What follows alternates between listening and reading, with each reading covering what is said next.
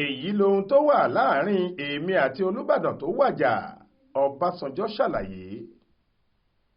Yàtọ̀ sí pé ẹ̀gbọ́n mi lolúbàdàn tó wàjà, ọba Mohood Ọlálékan Balógun máa ń pe ààrẹ orílẹ̀-èdè yìí nígbà kan rí, ìyẹn olóyè Olúṣẹ́gun Ọbásanjọ́. Bàbá náà ti ṣàlàyé pé ìbáṣepọ̀ tó wà láàrin òun pẹ̀lú ọba tó wọ káà ilẹ̀ lọ náà ju èyí tó hàn sí ọ̀pọ̀ èèyàn lọ. Lásìkò àbẹ̀wò tó ṣe sí ìdílé ọba Balógun nílé ẹ̀ tó wà ládùúgbò Alárèrè nìbàdàn ló ti ṣàfihàn ìbáṣepọ̀ rẹ̀ pẹ̀lú olóògbé náà lọ́jọ́bọ̀ tọ́sídẹ̀ẹ́ ọjọ́ 28 oṣù kẹta ọdún 2024 yìí. Ọbásanjọ́, ẹni tí ọ̀rẹ́ rẹ̀ Ọ̀túnba Oyèwọlé Fáṣàwẹ̀ àti ọ̀nàrẹ́bù Gbénga Adéhùsì tí í ṣe alákòóso àgbà fún ẹgbẹ́ agbábọ́ọ̀lù ìpínlẹ̀ Ọ̀yọ́ ìyẹn 3SC nígbà kan rí kọ́wọ̀ọ́rìn pẹ̀lú rẹ̀ sọ pé ọ̀pọ̀ èèyàn ní kò mọ bí òun pẹ̀lú ọba Balógun ṣe súnmọ́ ara wọn tó. Gẹ́gẹ́ bó ṣe sọ, àbẹ̀wò tí mo ṣe sí ìdílé olóògbé yìí jẹ́ ohun tó pọn dandan fún mi láti ṣe nítorí kábíyèsí kì í ṣe àjèjì sí mi, ọ̀rẹ́ mi ni wọ́n jẹ́. Ọba Balógun lo ipò wọn dáadáa, wọ́n mú àpọ́nlé àti iyì bá ipò ọba nígbà tí wọ́n wà lórí ìtẹ́. Kábíyèsí gan làbá máa pè ní gbọ́ba níyì. Lẹ́yìn náà ló di ọ̀kan nínú àwọn ọmọ olóògbé tó gbà á lálejò lọ́wọ́ mú tó sì bá a sọ̀rọ̀ gẹ́gẹ́ bí bàbá sọmọ.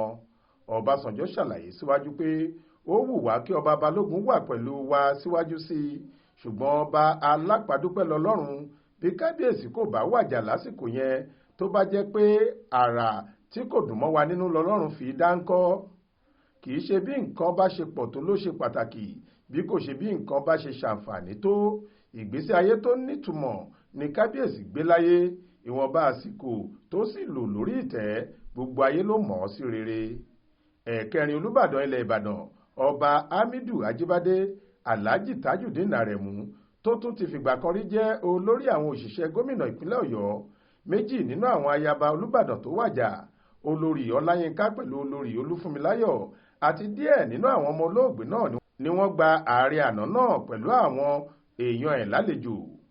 Nígbà tó ń fi ìdùnnú rẹ̀ hàn nípa àbẹ̀wò náà, ọba Ajíbádé tí í ṣe ẹ̀kẹrin Olúbàdàn ṣàpèjúwe Ọbásanjọ́ gẹ́gẹ́ bí ọ̀rẹ́ tòótọ́, pàápàá pẹ̀lú bí ọkùnrin náà ṣe wà lára àwọn èèyàn pàtàkì nílẹ̀ yìí tó ṣàbẹ̀wò sí olóògbé lásìkò tó múra lọ́wọ́ láti gorí àpèrè ọba, tó sì tún wá ṣàbẹ̀wò sí ìdílé ọba náà lẹ́yìn tó dágbére fáyé tán. Ó wá rọ ààrẹ àná náà láti má ṣe jẹ́ kí àbẹ̀wò rẹ̀ mọ nítọjọ́ náà nìkan, bí kò ṣe kó máa bẹ̀ wọ́n wò bẹ́ẹ̀ lẹ́ẹ̀kọ̀ọ̀kan. Nínú ọ̀rọ̀ tiẹ̀, ọba jíròrò ilẹ̀ Ìbàdàn Alhaji Tajudeen Aremu tó tún ti fìgbà kan jẹ́ olórí àwọn òṣìṣẹ́ gómìnà ìpínlẹ̀ Ọ̀yọ́ ṣàpèjúwe Ọbásanjọ́ gẹ́gẹ́ bí ọ̀rẹ́ òtítọ́ tó ṣojú tó sì tún ṣẹ̀yìn. Ó ní bó bá ṣe pé kábíyèsí ṣì wà láyé ni àbá ní bóyá nítorí àǹfààní tó ṣeé ṣe kẹ́ ẹ rí lára wọn lẹ́ṣẹ̀ wá, ṣùgbọ́n kábíyèsí ti ṣaláìsí báyìí, wọn ò sí nípò láti ṣe ẹnikẹ́ni lóore mọ́. Ìyẹn la ṣe mọ rírì wíwá tẹ́ ẹ wá yìí, gẹ́gẹ́ bó ṣe wí. Ọláwálé Àjàó ló ṣàkójọ ìròyìn yìí fún iléeṣẹ́ tẹlifíṣàn Aláròyé online TV. Faith Adébọ́lá ló kà á sétí ìgbọ́ yín.